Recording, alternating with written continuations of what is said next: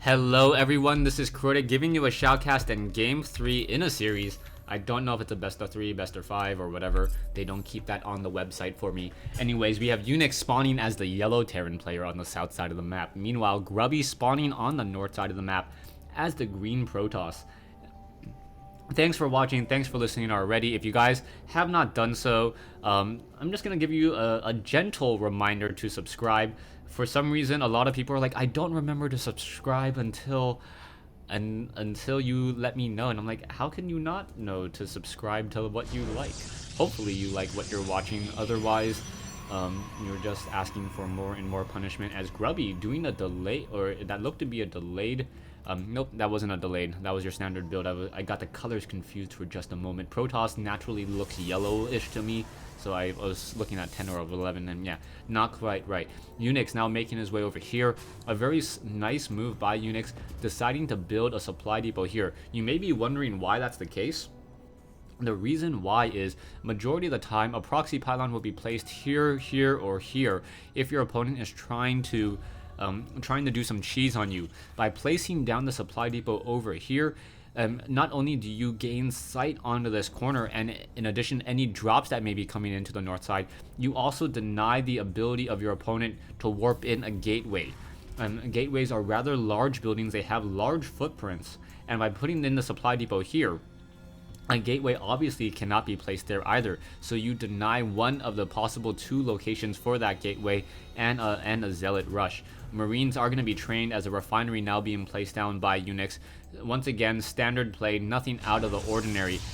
Grubby isn't looking to hide any of his strategies this time around, as he is now starting to get gas. As soon as this gateway is up and running, I do not think he's going to train up a zealot. Instead, just go for a straight cybernetics core and then try to get that first stalker out. But what this allows Unix to do is it allows this SCV to stick around this base for quite some time and then just continue to look and see what's happening. So by looking around, he can see that probes are still being trained. He knows that a 4-gate is not likely. Just because probes are still being trained, his opponent now sitting on 22 probes as a zealot now being trained up as well. So we'll see if probe production does stop, though. It may be a 4-gate. I'm not sure if Grubby does want to do a 4-gate or not. No, it does not look like he wants to do a 4-gate. He is continuing to just train up more and more probes, as that zealot perhaps will be able to put a little bit of pressure onto this SCV. SCV finally running around, the zealot unable to catch up to him, and now that SCV just going to be able to wander around even further as a stalker now being queued up out of that gateway. Back over here, we do have one proxy pylon by Grubby, a marine up on that high ground, as well as a probe now tries to run back home. Pretty much how much information was that probe able to gather? Not very much at all. Didn't see the second refinery go down, so Unix now going into a much more heavier tech play. So with a heavier tech play, Grubby, who is now warping in additional gateways, may be able to get off a lot of damage pretty early. If he does warp in a third gateway, that would work out pretty well, but he is also getting an additional assimilator. So what exactly is Grubby going? I'm not sure, and he's warping in an additional pylon even though he has a lot of food cap to work with. Marines and Marauders now simply charging up that ramp here. Grubby now getting a sentry will be able to block off this attack very, very easily, and then continue to macro up. We are getting a bunker on the front door, so Unix is trying to play it a little bit safe just in case there is a counterattack or units do warp in along that far side. As we are now trying to attack up this ramp over here, the SCV now simply taken down, and oh, there's that force field. Nicely done. And are we getting another gateway? No, just another pylon down here. So this is going to be a 3-gate expansion perhaps, but it's not going to work out all too well. The unit's now charging down that ramp, pretty much just doesn't see anything at all, as a bunker is in place here. A Marine can just hop inside there if he wants to. It doesn't look like he will be hopping in there anytime soon, as more stalkers now joining in on the fight. So this is a 3-gate push with a lot of stalker support, and now perhaps trying to expand to the low ground. So this is not an all-in, this is just more of a pressure maneuver to try to gain an upper hand while his opponent is unable to do very much. Now walking up that ramp, oh, that pylon needs to get cancelled, otherwise, yeah, gonna get cancelled. Grubby should re-establish the pylon here, as a second bunker now being placed down, a third bunker being placed down. So 3 bunkers trying to be established here as more stalkers and sentries being added to this army. Grubby trying to take the economic lead and advantage by warping in an additional nexus and trying to get a very strong economy going at this stage. You can still see double starports with tech labs, so this is going to be double Banshee play without cloak. Double Banshee play. Banshees have one of the highest DPSs in the game, able to deal a lot of damage towards units. Very effective against stalkers and sentries as long as they are in even numbers. Now charging up the ramp here, and Unix and having a bit of problems. He's not going to be able to repair any of his bunkers, and that was just completely well timed by Grubby. Grubby now just getting a lot of damage in over here. SCV is finally getting the memo to repair, and no additional force fields able to help out. But Unix losing a lot in that engagement there, but Grubby also losing a lot. But all these SCVs are currently not mining, and by not having those SCVs mine, that is going to be a bit of an issue as well. So even though it looks like the resources lost were much heavier for Grubby, just because the units were not being mined. And oh, Zealots once again charging up that ramp. There's another force field there. SCVs not even bothering the stalkers. Grubby should not be trying to attack up that ramp, especially with those SCVs being able to repair. Marines jumping inside the bunker, and finally the SCVs feel comfortable enough to continue mining. A Banshee now being added in addition to a Raven. So I'm curious as to why the Raven is there. Perhaps he's expecting Dark Templars. He could have gotten cloaking research. The cloaking research would have worked out pretty well. You can see that Grubby is heavily invested in this build so far, but a robotics facility is already down, and it looks like an observer is already along its way. So then again, why did I question that Raven? As the Raven will be able to reveal that observer, and Grubby not having sight up that ramp is going to be just bad news.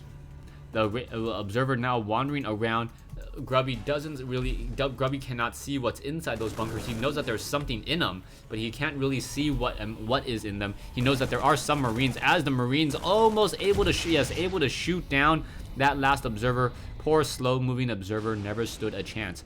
Extended thermal lance range with Colossus now being added in.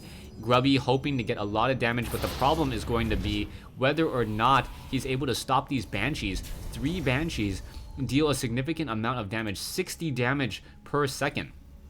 So I believe that means after, 5 seconds, it's able to shoot down and 1 Colossus very quickly. So 5 seconds to destroy a very expensive unit, and unless he has the stalkers to act as support, it's going to be very difficult. We also have that Raven, so that Raven with a point defense drone is going to be able to intercept a lot of the attacks from those particle disruptors on those stalkers. Those stalkers also only deal 10 damage per attack, so essentially 1 point defense drone would be able to absorb enough damage to save 1.5, if not 2 Banshees, just because that point defense drone does slowly regenerate energy over time, and stalkers do attack relatively slowly. Only difference is that those sentries are going to be able to shoot it down, since the sentry attack is not a missile attack. On the move, Banshees, Marines, Marauders looking to move out. No medevacs in this group just quite yet, and the Banshees are tightly grouped together. We'll see how much damage will be dealt as the probe now running straight into this group here, and now turning around, simply falling apart. Zealots and now Guardian Shield coming in. Force Fields now coming in as well, as that point defense drone absorbing a lot of the attack. The Zealots now unable to get onto their targets, as those Marines are very well protected. Guardian Shields now trying to fight back against those Banshees, but the Guardian Shields reducing the amount of damage that those Banshees were dealing from 24 down to 20. And that's what saved this sentry and kept him alive. So we are getting another Colossus now. Looking at the losses for Unix now slightly higher, but not by much.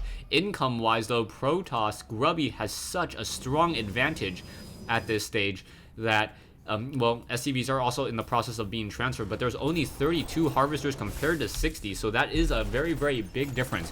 Phoenix is now being added to the army, and the Phoenixes will be able to absorb a lot of damage and perhaps start delaying. So the Viking, however, is going to be able to get a lot of damage onto that Phoenix, and now a Viking versus 2 Phoenixes and not going to work out all too well, as the Banshee or the Phoenix now trying to move away and get some damage off. The Phoenix able to survive at 6 hit points and now slowly regenerate those shields.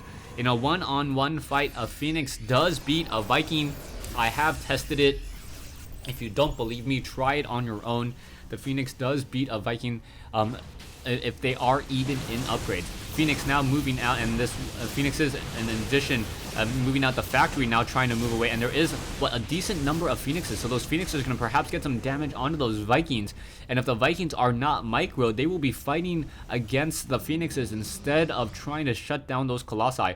The Phoenixes have 180 hit points, and they also take reduced damage from those Vikings. So that is significant. 28 instead of 20 damage. So essentially, if I'm doing my math correctly, I think a Phoenix almost takes the same amount of rounds of attack as a Colossus does for a lot less, and was able to absorb a lot of that damage. And now in come the Phoenixes. Phoenixes going after those mules and just shutting them down, and now evening up the economy even further. Stalkers now coming in as well.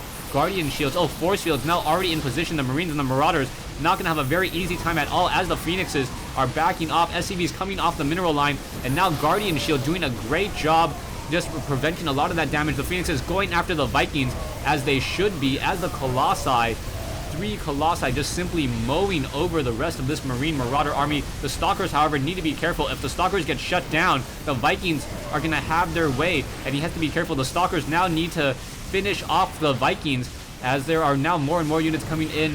The Stalkers, there you go, there's the GG coming in from Unix. So perhaps these games were cast out of order. But then again, it keeps me on my toes, so I don't know who has the advantage. So yeah, I guess this series 2-1 in favor of Unix, but cast out of order. That way, hopefully you guys did enjoy the game. Thanks for watching. Thanks for listening. I hope you guys enjoyed this 1v1 replay between Grubby and Unix here in the Xel'Naga or here on Xel'Naga Caverns.